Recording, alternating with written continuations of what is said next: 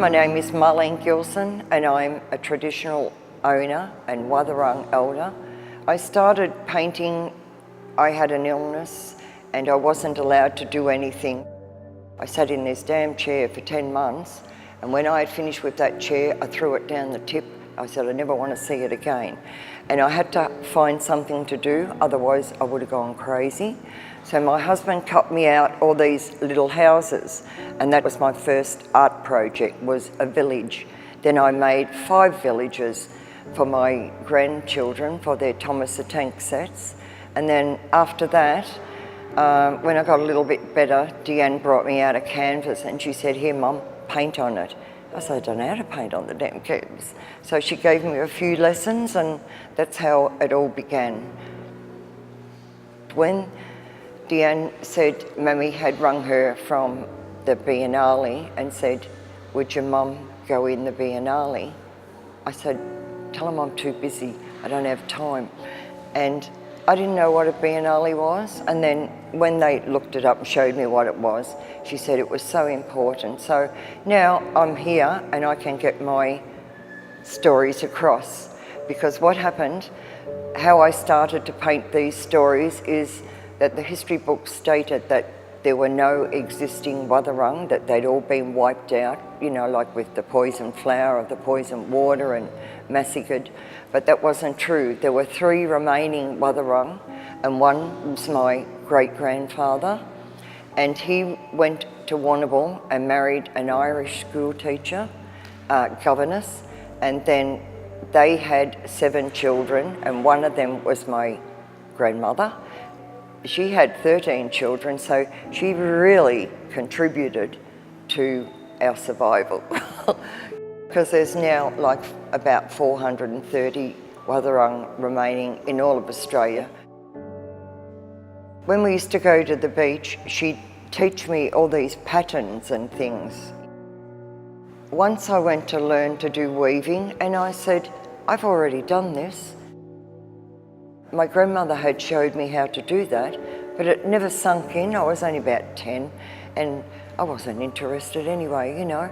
But I wish I had listened more to her and learnt more off her, but I did learn a lot of the stories.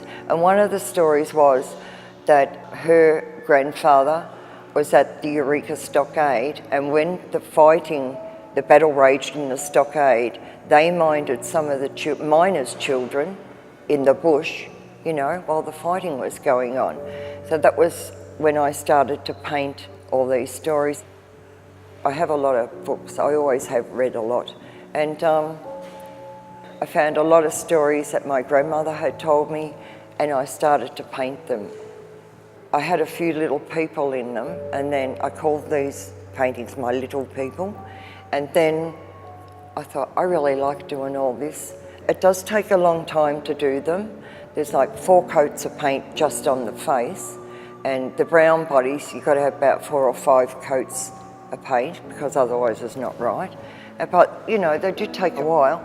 And the Lull Falls one, that took me 5 months. That story is about the race meeting at Lull Falls, and every New Year's Day they held a race meeting there, and people would come from everywhere, and the new rail line had just been opened from Melbourne to Ballarat, from Ballarat to Geelong and to Melbourne, and people came on the steam train or horse and cart or bikes, any way they could get there, they went to the race meeting. And they used to have like 35,000 people attend this race meeting, and I weren't going to paint 35,000 people. That's such a sacred place. And you see the eagles in the sky.